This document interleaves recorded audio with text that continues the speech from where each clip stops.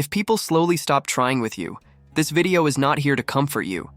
It's here to tell you something uncomfortable, because the truth is, most emotional distance doesn't begin when someone hurts you. It begins before that. It begins inside your nervous system, long before you call it boundaries, long before you call it self-respect, long before you convince yourself you're just selective. Something inside you learned that closeness equals risk. So you don't explode, you don't argue, you don't chase. You pull back quietly. And from the outside, it looks calm. It looks mature. It looks like peace. But calm is not always peace. Some people aren't lonely because they lack people. They're lonely because they learned how to disappear emotionally without ever leaving the room. They still show up. They still answer messages. They still sit at the table. But nothing really reaches them anymore. And no one questions it. Because emotional distance doesn't always look like isolation. Sometimes it looks like stability. It looks like someone who doesn't react, someone who doesn't ask for much, someone who never seems disappointed. And that's exactly why it's dangerous. Because this didn't happen because you wanted it to. You didn't wake up one day and decide to shut down emotionally.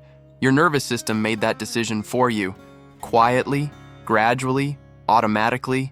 It learned after disappointment, after being misunderstood, after staying open just long enough to realize the cost was higher than expected. At some point, feeling deeply stopped feeling rewarding. It started feeling risky. Explaining yourself felt exhausting. Trust stopped feeling safe. Hope started feeling naive. So your system adapted, not to make you happy, but to make you survive. It didn't ask what would fulfill you. It asked one simple question: what hurts less? And the answer was clear: feel less, need less, expect less. So you did. You stopped leaning in. You stopped sharing before you were sure. It was safe. You stopped reacting honestly. You learned how to keep parts of yourself behind glass. Not because you're cold, but because you were hurt while being warm. And your body remembers that. Your brain doesn't care if you feel alive. It cares if you feel safe. And to the brain, safety means predictability. Not growth, not depth, not connection. So now, when closeness appears, something subtle happens. Your body tightens, your breathing shifts, your attention scans for exits. You don't think this feels meaningful. You think, be careful.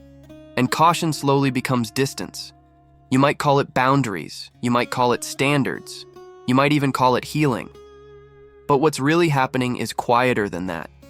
Your nervous system is preemptively shutting down. Before expectations form, before attachment deepens, before vulnerability has a chance to cost you something. This is how the pattern starts. Something hurts once, so you create a rule. Something hurts again, so you add another rule.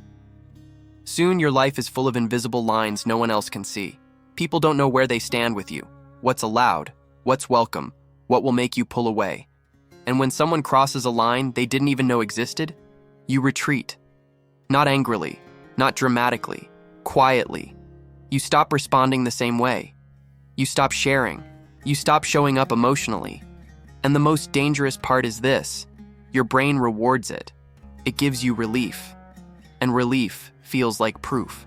Relief feels like peace. So the pattern reinforces itself. After a while, something strange starts happening. The same story keeps repeating. Different people. Same ending. They seem interested at first. They try to connect. They open up. And eventually, they fade. They stop reaching out. They stop pushing. And you tell yourself a familiar story. They weren't safe.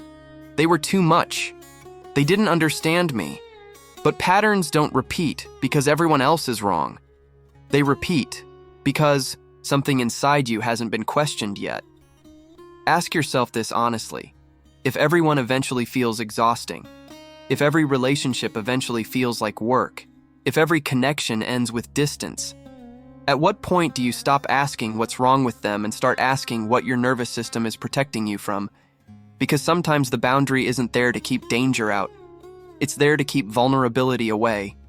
And vulnerability is the one thing control cannot survive. Here's the Part most people avoid admitting. Some of the people you pulled away from weren't toxic. They were human. They didn't read your mind. They didn't get it right immediately. They touched something tender in you. And instead of staying present, you left emotionally before anything could deepen. Not because they were unsafe, but because staying would have required courage. At some point, your brain learned a very specific equation. Leaving first means never being abandoned. Withdrawing first means never being exposed. Shutting down first means never being disappointed. And it feels smart. It feels controlled. It feels mature. Until you realize something quietly terrifying. You're not being hurt anymore, but you're also not being touched. Not emotionally, not deeply, not meaningfully. Safety is not the same as peace. Control is not the same as freedom. Walls don't just keep pain out. They keep life out too. If every relationship must feel easy, if every conversation must feel comfortable, if every connection must come without friction, then what you've built isn't healing. It's emotional shutdown disguised as stability. And it works. Until it doesn't. You stop feeling intense pain, but you also stop feeling deep joy. Excitement feels muted. Love feels distant. Life feels flat. You're calm, but disconnected. Protected, but untouched. And the cruelest part is this. You call it peace. This doesn't mean all boundaries are wrong. Some boundaries are necessary. Some are life-saving. But others are fear frozen into rules. Rules that keep you from being seen. Rules that keep you from being known. Rules that keep you from being chosen. Because you never stayed long enough to find out. Real boundaries don't punish. They communicate. Real boundaries don't disappear. They explain. Real boundaries don't isolate. They clarify. Fear-based boundaries do the opposite. They confuse people. They create distance. They end connection before it has a chance to mature. And slowly, you start living smaller, safer, but smaller. Here's a truth most people avoid their entire lives. You cannot be deeply connected and fully controlled at the same time. You have to choose. Connection requires risk. Presence requires courage. Love requires the possibility of loss. There is no version of deep connection without discomfort. No intimacy without uncertainty. No love without vulnerability. The part of you that shut down emotionally wasn't trying to destroy your life. It was trying to protect you. It learned this pattern at a moment when staying hurt more than leaving. But that moment is not every moment. And the problem is, that part never learned when to stop. So now it reacts to discomfort as if it were danger. It treats uncertainty like a threat, closeness like risk, vulnerability like weakness.